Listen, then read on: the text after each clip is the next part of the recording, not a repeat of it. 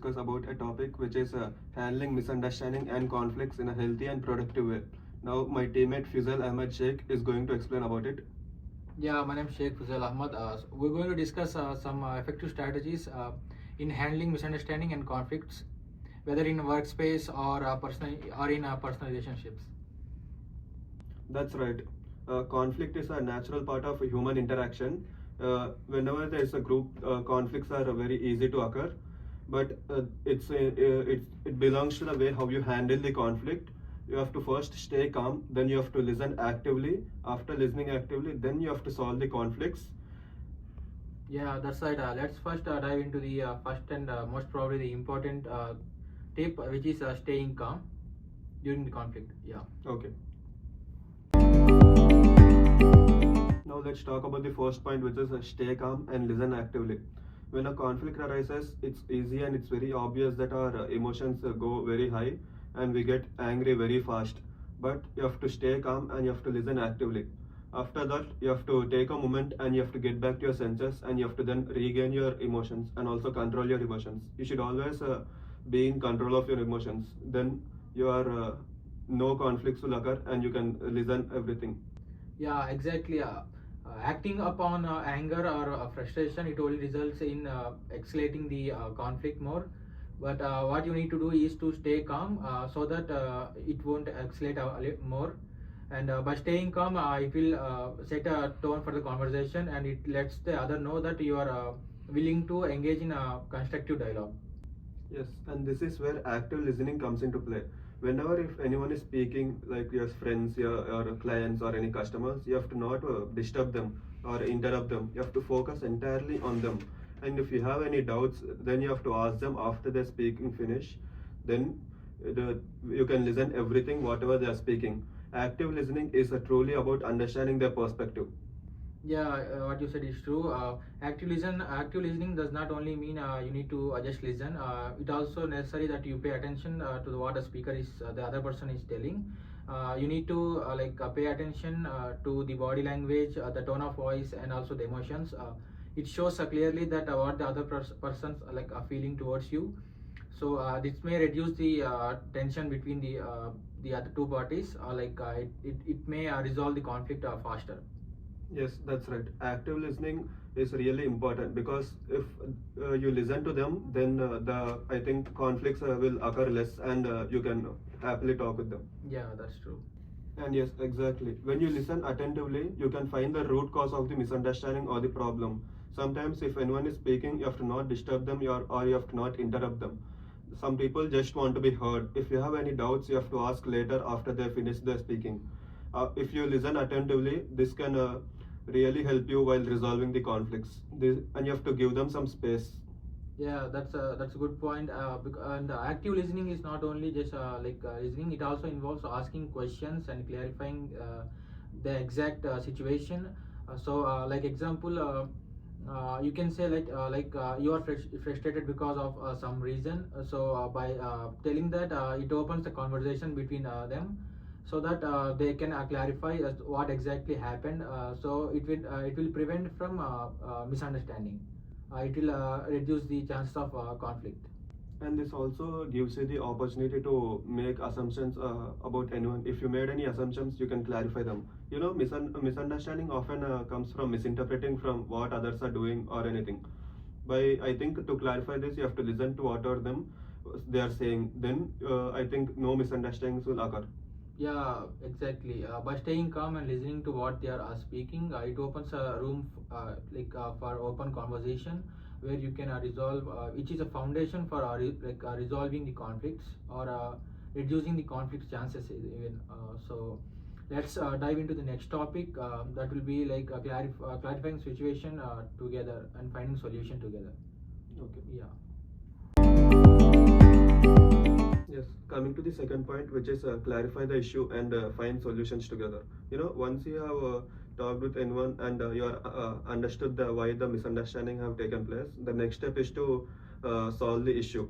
After that, you have to bring both the parties and you have to make them understand the conflict, why it took place in the first place. You have to sit down and you have to talk with them, and then you have to solve the issues.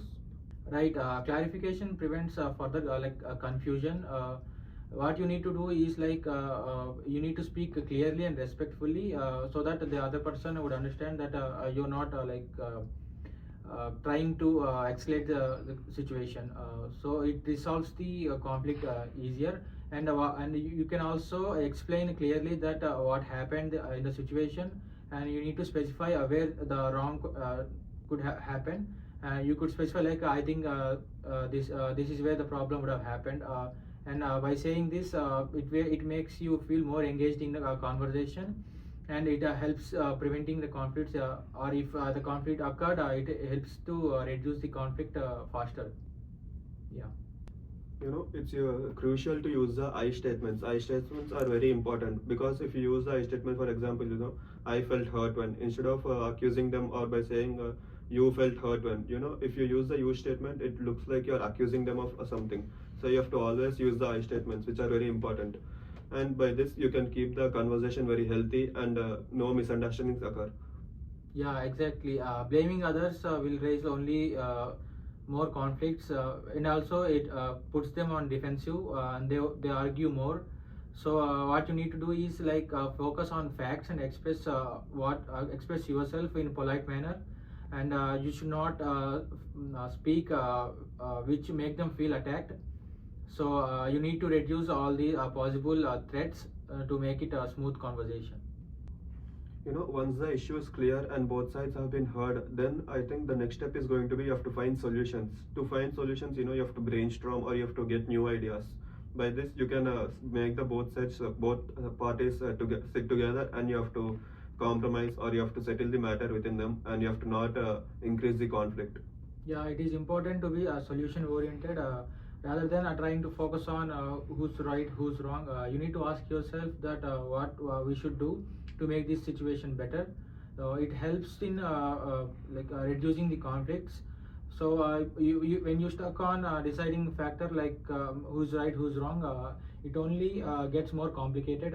So you need to work on getting solutions and work on this together. Sometimes it involves a compromise. When the both parties don't agree with each other, sometimes the third party should come, and you have to allow them to compromise. You have to sit with them, and then you have to solve the issues. By compromising, like 50-50, you can resolve the conflict, but it doesn't go totally away. But I think compromise is a good way of making the conflict not any bigger. Yeah, even if you don't find a solution, even if the solution is not immediate, or not complete. So what the main goal is to move forward from being stuck at the conflict. The process is to strengthen the relationship by moving forward together, so that you won't repeat the same mistakes again. You need to work on it, and stay the same. So coming to the conclusion and the final tips. So now here to wrap up about the things. There are some key strategies to follow, and for handling misunderstanding and conflicts. Some of the key strategies are: first, you have to stay calm. Whenever anyone is speaking, you have to stay calm, and you have to listen to them. You have to give them their full attention and your full focus, and you have to respond thoughtfully. Coming to the second point, which is listen actively, or also listen attentively. When anyone is speaking, you have to always keep listening to them. You have to not interrupt them or disturb them in middle. If you have any doubt, you have to ask them later on after they complete their speech or any speaking. Then coming to the third point, which is clarifying the issues. Whenever any conflicts occur, you have to fastly clarify them, because by fastly clarifying them, the conflict doesn't become bigger and bigger. But you have to make the both of the parties, you have to make them sit together, and you have to clarify the issues by understanding both the parties. Coming to the fourth point, which is you have to find solutions. To if any conflict occurs in the group, you have to find the solutions, and you have to not show any partiality, and you have to solve the issues where both the parties are not blamed, and both the parties compromise to each other. And also remember that conflicts are means to improve communication and also strengthen relationships. You need to show willingness and respect, and also intend to collaborate to them. By this, you can change any challenging situation to a positive experience. It does not mean that you need to deliberately create a conflict to improve your communication. You must avoid the conflicts as much as possible. If in case the conflict occurs, you need to resolve it as soon as possible too, so it does not affect the relationship between the two parties.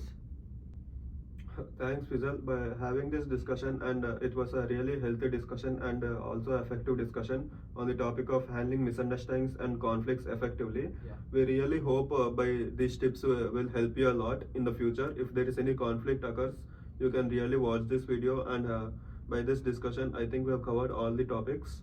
Yeah, So we thank you, mostly, Fizal. yeah, we mostly cover the main important aspects. Thank you. Aspect.